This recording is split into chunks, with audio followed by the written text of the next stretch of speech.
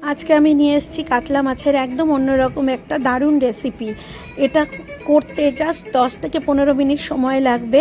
আর এটা ভাত, পোলাও সব কিছুর সাথে খুব ভালো লাগে খেতে। এর জন্য প্রথমেই যেটা করব সেটা হচ্ছে আমি নিয়েছি 3টে কাতলা মাছের পেটি, তাতে নুন, হলুদ আর 2 চামচ কাঁচা সর্ষের তেল দিয়ে ম্যারিনেট করে আধা ঘন্টা রেখে দেবো।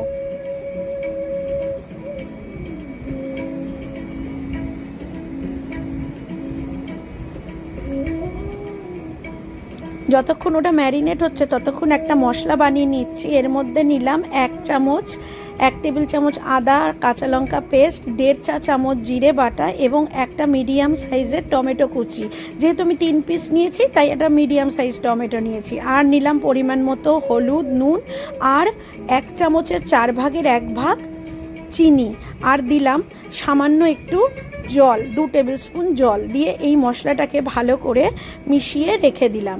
এবার আধা ঘন্টা বাদে একটা কড়াই নিয়ে তাতে 3 টেবিল স্পুন সর্ষের তেল দিলাম।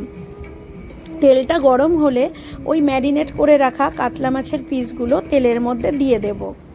এই রান্নাটা খুব তাড়াতাড়ি হয়। যেদিন রাঁধতে ইচ্ছা করছে না, বাড়িতে হঠাৎ লোক আসছে, সেদিন কিন্তু এই রান্নাটা দারুণ লাগবে আর খেতে একদম অন্যরকম হয়। সবাই দেখবেন এই রান্নাটা আরও একবার খেতে চাইবে।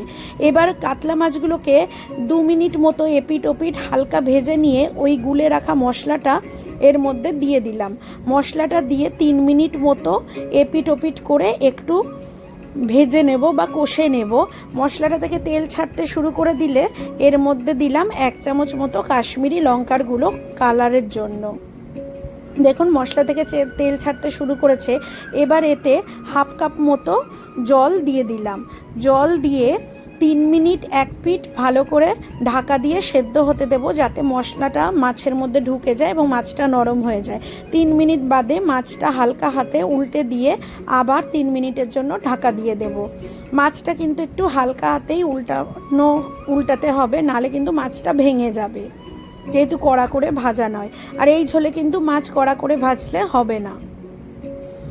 দেখুন 3 মিনিট বাদে ঢাকনাটা খুলে দিলাম, দিয়ে তেলটা ছেড়ে এসছে। 1 মিনিট মতো একটু ঢাকনা খুলে রান্না করবে। এই সময় জাস্ট 2 পিঞ্চ মতো গরম মশলা গুঁড়ো ছড়িয়ে দিয়ে নামিয়ে নিলাম কাতলা মাছের এই রেসিপি। এবং ওপর থেকে কয়েকটা কাঁচা লঙ্কা ও হাতে ছেঁড়া ধনেপাতা ছড়িয়ে দিয়ে পরিবেশন করুন গরম গরম ভাতের সাথে বা পোলাওয়ের সাথে বা ফ্রায়েড রাইসের সাথে বা জিরা রাইসের সাথে কাতলা মাছের এই রেসিপিটা। আর অবশ্যই জানাবেন কেমন লাগলো।